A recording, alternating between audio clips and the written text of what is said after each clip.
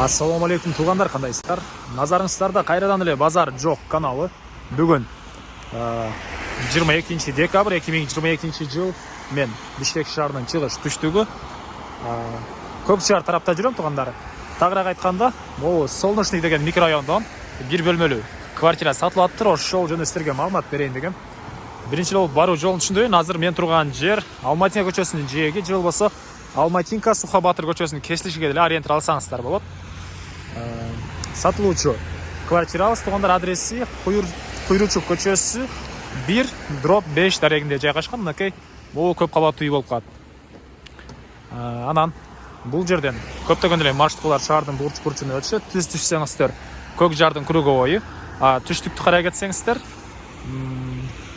Южный магистрал Алматинка көчөсүнүн чыгыш кесилишине бара аласыздар. Так, мынакей тугандар, келүү жолун түшүндүргөнчө көп кабаттуу үйдүн коросуна да жетип келип калдым. Бул жакта балдар ойногон аянтча, магазин. Биздин бүгүнкү чыгарыштагы квартирабыз мынакей бул жакта жайгашкан. Азыр подъездин көргөзөм. Мынакей бул подъезд менен квартирага киребиз. Анан айта кетчү нерсе, бул жерден 164 маршрутка өтөт. Бул жакта деле парковка бар тугандар. Азыр эми эчки тарабына кирип калган маалыматты берейин. 4-нчы этажга чыгып келип калдым. Сиздер калсаңыздар лифт менен, бул жактан лифт. Калсаңыздар тепкичтер менен деле чыксаңыздар болот. Чыкканыңызда деле туш тараптагы могу эшикте бүгүнкү чыгарыштагы квартирабыз жайгашкан. Мынакей тугандар, бул сатылуучу квартирабыздын кире бериши. Бул жагы коридор. Мынакей жаңы эле ремонт болгон. Полдор ламинат экен. Анан дагы бир жакшы жери, коммуникация боюнча айтсак, бары центральный канализация, центральный отопление, квартира жылуу, суу, свет жана природный газ бары бар экен тугандар. Анан квартирабыз 1+ деп коет экен тугандар. Бул жактагы бир бөлмө зал, студия, анан бул жакта бир спальный бөлмө бар. Азыр видеонун жүрүшүндө көргөзөм. Жана дагы центральный отопление плюс теплый пол деле бар. Үй өтө эле жылуу. Эми андан ары бир чекеден калган маалыматтар берейин. Кире эле сол тарапка кайралсаңыздар, бул жакта бир бөлмө, спальный бөлмө. Мынакей балдары обой, пол ламинат, түштүк тарабынан терезе орнотулган. Жана бул жакта балкон сыяктуу, мындай чакан же эмне деп коет, сушилка дейсизби, ушундай чакан бөлмөсү бар экен. Бул жактан да терезе орнотулган. Мынакей двор көрүнөт бул жактан. Анан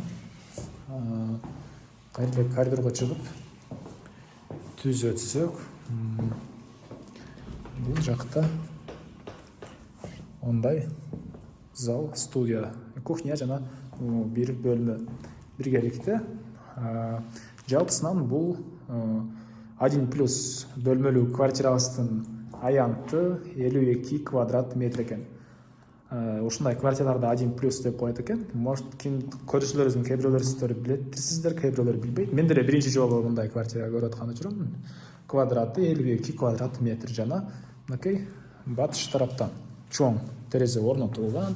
Бул жерден Алматинка көчөсү мынакей көрүнүп турат. Ал жактагы чоң этаждар 12-чи микрорайон болуп калат да ошондо. Бул жерде Сухабатыр, бир аз түштүк магистрал, түндүгүрөктө Акынбаев көчөсү, жана Акынбаев Алматинка көчөнүн кесилишиндеги круговой мечитке жакын деле болуп калат тугандар. Мына ушундай кыскасы, Южный магистрал Акынбаевдин ортосу, Сухабатырдын тушу болуп калат. Эми андан ары кийинки көрмөсөң, бул жакта мынакей душ, үйдүн ички тарабындагы ажаткана, көрүп тургансыздардай душевой кабина, дуалдары кафель, полдор деле кафель экен. Раковина орнотуп суу чыгарылган тугандар. Анан документтер боюнча айтсак, баары жайында, баардык документтер бар тугандар. Алсаңыздар эле сразу өткөрүп берем деген оюн айтты. Эч кандай документте проблемасы жок.